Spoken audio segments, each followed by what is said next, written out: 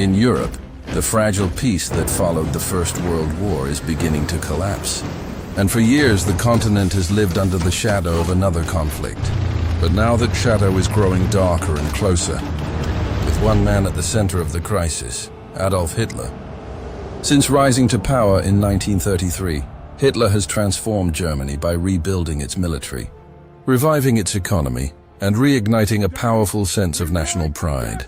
Yet these achievements come with a dangerous cost, as Germany is no longer bound by the Treaty of Versailles and is instead driven by an aggressive ambition for expansion. Step by step, Hitler has tested the resolve of Europe's great powers, first with the Rhineland, then Austria, and then Czechoslovakia. And each time Britain and France protested, but ultimately backed down, following a policy of appeasement meant to preserve peace, but which instead convinced Hitler that his enemies lacked the will to stop him. Now his attention turns east to Poland, a nation not only strategically important, but also protected by guarantees from Britain and France, though Hitler believes they will hesitate once again. His immediate focus is the city of Danzig, a vital Baltic port with a largely German-speaking population, and to Hitler its return is both a strategic necessity and a symbolic demand. Throughout early 1939, Germany increases pressure on Poland through diplomatic demands and propaganda campaigns. But Poland refuses to give in, understanding that this is not just about one city, but about its very independence. Meanwhile, Britain and France begin to reconsider their stance, realizing after the occupation of Czechoslovakia that Hitler cannot be contained through negotiation alone, and in March 1939, Britain guarantees Poland's independence, with France supporting the pledge, though whether they are truly prepared to act remains uncertain. Behind the scenes, Hitler prepares for war, with German industry shifting into high gear, weapons production accelerating, and military planning intensifying around a strategy of rapid, overwhelming attack designed to defeat Poland before its allies can respond. Yet one major obstacle remains: the Soviet Union, led by Joseph Stalin.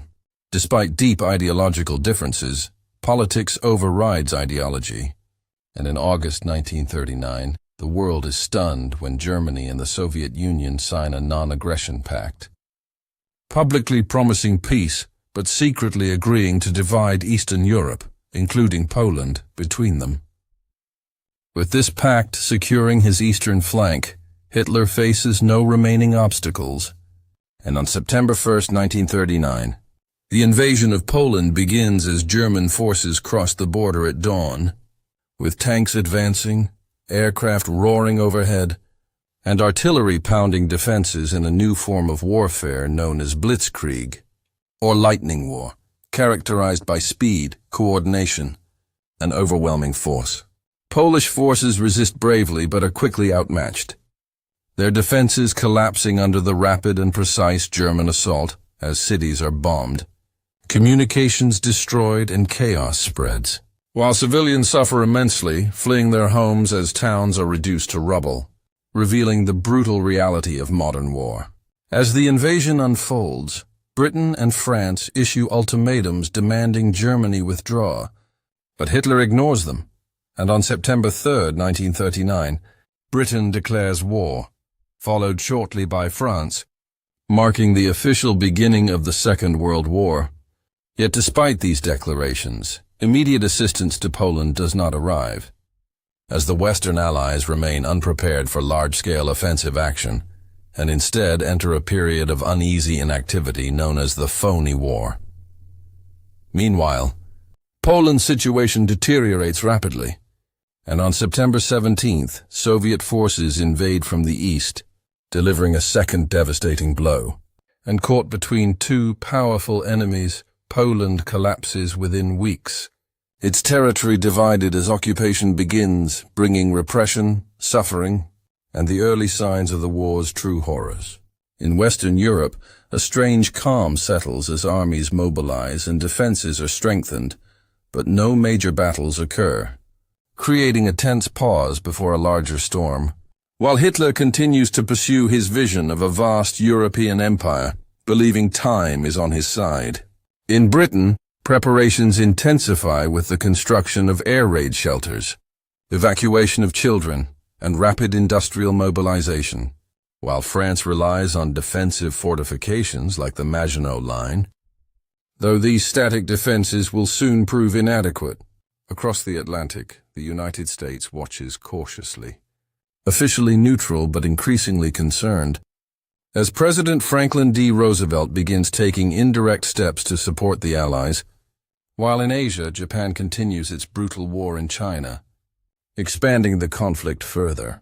The world is sliding toward total war.